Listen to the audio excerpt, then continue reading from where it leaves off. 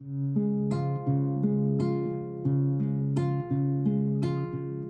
¿qué tal a todos? Bienvenidos a nuestra reunión. Una vez más, estamos listos para edificarnos en la palabra de Dios.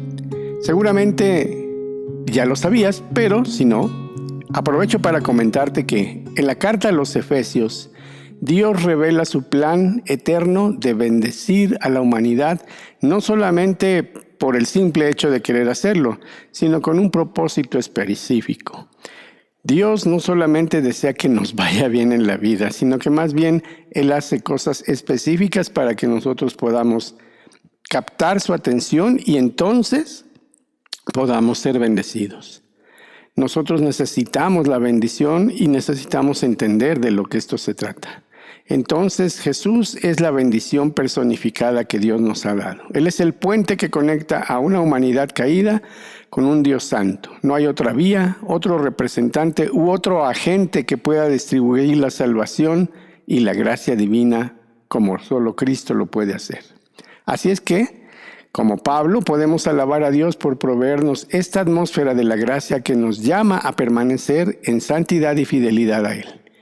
¿Somos bendecidos una vez que hemos recibido a Cristo en el corazón? Sí, pero también somos llamados a ser bendición a otros. Así, en el capítulo número 1 y los versos del 4 al 6, Pablo escribe: Dios nos escogió en Él antes de la fundación del mundo para que fuésemos santos y sin mancha delante de Él. En amor, habiéndonos predestinado para ser adoptados hijos suyos por medio de Jesucristo, según el puro afecto de su voluntad, para alabanza de la gloria de su gracia, con la cual nos hizo aceptos en el amado. Dios nos ha bendecido por medio de Jesucristo, pero también nos ha dado dones y bendiciones espirituales. La primera de estas bendiciones espirituales es la bendición de ser escogidos y también predestinados. En los pasajes que vamos a leer en el capítulo número 1, como el verso 4 dice que Él nos escogió, así como en el verso 5 dice que nos predestinó y en el verso 11 también. Esto quiere decir que no solo escogió por sí mismo, sino para Él mismo.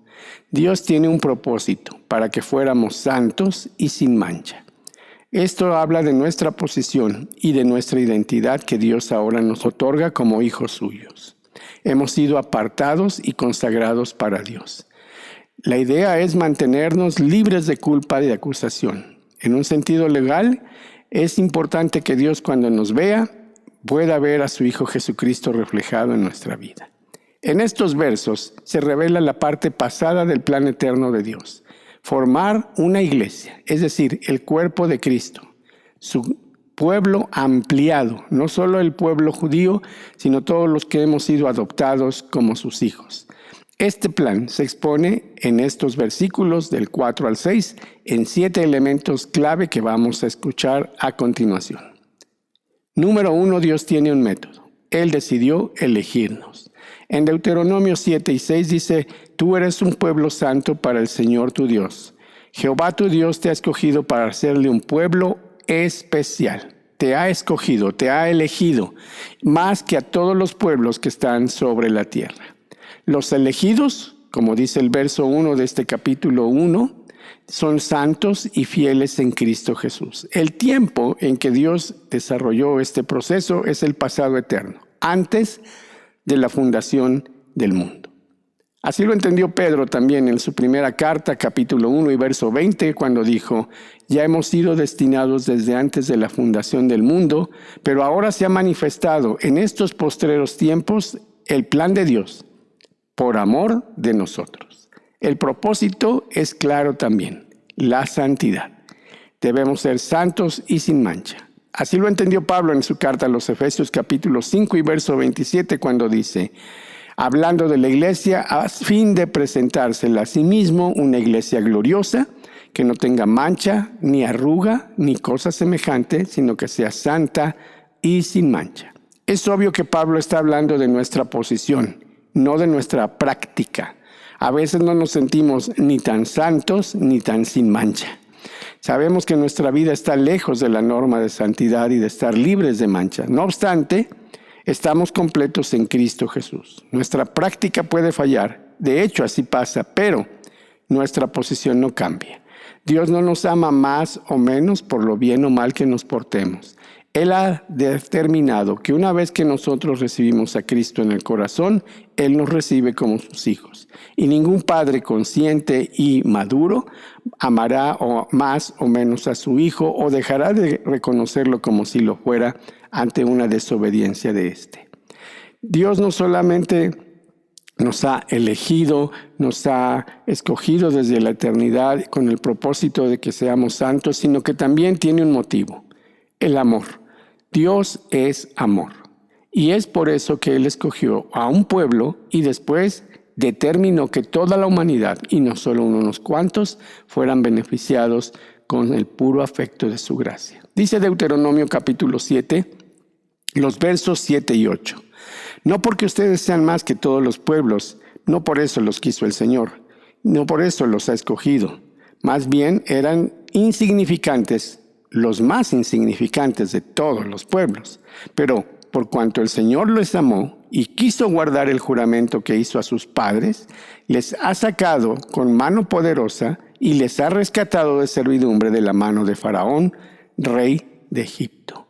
Dios demuestra su amor para con nosotros en que, siendo aún pecadores, Cristo murió por nosotros. El resultado de todo este proceso es la adopción como hijos. En su carta a los Romanos capítulo 8 y verso 15, Pablo dice: ahora habéis sido recibidos por Dios y también se les ha otorgado un espíritu que no es de esclavitud ni de temor, sino uno que les ayudará a entender su adopción, por la cual podrán clamar: Abba, Padre. La meta es la gloria. La gloria es como Dios necesita que nosotros seamos transformados para estar en su presencia. La segunda carta a los Tesalonicenses, capítulo 1 y versos 11 y 12, dice así: por lo cual, asimismo oramos siempre por ustedes, dice Pablo, para que nuestro Dios los tenga por dignos de su llamamiento. ¿A qué fuimos llamados? Santos, fieles, sin mancha. Y cumpla todo propósito de bondad y toda obra de fe con su poder. ¿Para qué? Para que el nombre de nuestro Señor Jesucristo sea glorificado en ustedes y ustedes en Él, por la gracia de nuestro Dios y del Señor Jesucristo. Así es que la Biblia es clara cuando dice que el amor de Dios se manifestó cuando Él nos predestinó para ser adoptados como sus hijos por medio de Jesucristo. Esto lo hizo para que nosotros trajéramos alabanza a la gloria de su gracia. Él entonces lo hizo por amor, para que nosotros seamos personas que con su testimonio, con su presencia, con el reflejo de lo que Él es, demos a conocer la grandeza de nuestro Dios y Salvador Jesucristo. La carta a los Efesios nos demuestra que la gracia es la raíz, nuestra posición en Cristo, pero también es el fruto, es decir, nuestra conducta en el mundo. Si tú eres un cristiano, puedes y debes entender que la gracia es el motor de la voluntad de Dios. Nosotros no fuimos elegidos porque fuéramos muy buenos o porque tuviéramos muchos méritos, más bien porque Dios nos amó y nos predestinó para que aquí en la tierra y cuando vayamos allá en el cielo, seamos para la alabanza de la gloria de su gracia. Somos salvos y hechos hijos para que Él sea glorificado en ti y en mí. El deseo y el plan eterno de Dios desde antes del comienzo ha sido formar un pueblo especial para que su gloria, la de Dios, brille. Tú y yo somos hijos planeados. Ahora hemos sido aceptados por medio de Cristo. Yo te animo para que siempre te fortalezcas en esto y recuerdes que Dios tiene un propósito para tu vida y que tú formas parte de su plan. No desperdicies el tiempo, no minimices la gracia y no dejes de centrarte en lo que vale la pena, las cosas de arriba. Que el Señor te bendiga. Nos encontramos en nuestra siguiente misión.